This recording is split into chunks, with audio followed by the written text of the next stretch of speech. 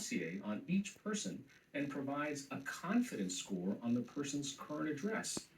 Now, you've learned that ICE is using it to find locations where lots of people it might detain could be based. How does this work? So it is a map interface, and an ICE official will simply draw a circle or a square onto that map, and all of these small pins will appear. They'll then click onto one of those pins, and that will be a specific person, or in ICE's sort of vernacular, a target. That'll be their name, date of birth, a photo if they have it, and as you said, the address and the address confidence score. Elsewhere in the user guide I obtained explaining how this tool works, it says these addresses can come from the Department of Health and Human Services, USCIS, which is part of DHS, and various other sources as well. It seems to be a tool that brings together data from all of these usually separate places and sources and brings it into a sort of all-in-one single tool that ICE can use to find neighborhoods to raid, maybe write up target lists, and eventually supervisors to approve those lists and send people out into the field. So, how did you confirm the connection between ICE and the company Palantir?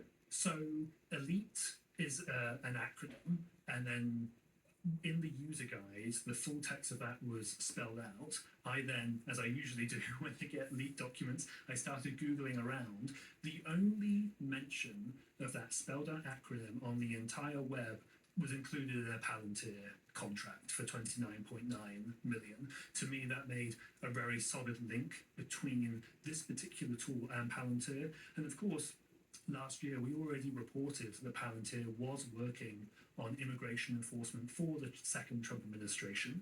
They were doing various data analytics services and products and that sort of thing. But this was really the first link that we got between, oh, they're making this specific tool and ICE is using it. It was finally bridging that divide between Palantir doing some frankly obscure technology work over here and what is actually happening on American streets.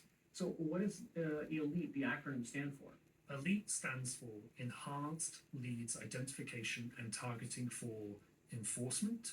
That is a very unique acronym. You mentioned that there's a confidence score. So, how is that calculated? According to the user guide, there are two main metrics that dictate or influence that confidence score. The first is the source of that data, so the Department of Health or wherever it may come from.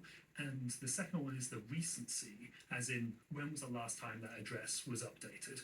And that's especially important for ICE because when it's trying to find people to detain and deport, and those could be, people with no criminal conviction, or it could be what they describe as, the most wanted or the worst of the worst, or whatever it may be that DHS, it may be however DHS is describing that. Those addresses are really, really important for ICE because they can finally try to track down where that specific person may be, and that's why they have a confidence score. They want to be quite efficient in what they're doing. They don't want to be sending personnel around randomly. They do want to find a specific location to go and target, and that is what this tool at least hopes to do. Do you know if this tool has been and is being used in the raids that we're seeing around the country? So, in December, ICE officials and Customs and Border Protection officials gave really illuminating testimony in a case going on there.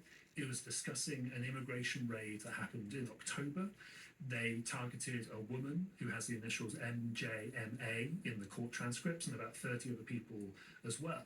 And in that testimony, an ICE official explicitly said that they used something called ELITE, describing how it's used to build up target lists, describing how they went to neighborhoods that they called target rich, because there were lots of people there that they could potentially detain. And that was one of the key pieces that allowed me to do this investigation, because this is hearing from ICE officials themselves about how they're using this tool, what it's useful for, because when I approached DHS for comment on this, they weren't going to readily confirm those details themselves. That testimony has been really, really illuminating, not just for this story about Palantir, but various other ones about the surveillance tech that ICE is using in the field.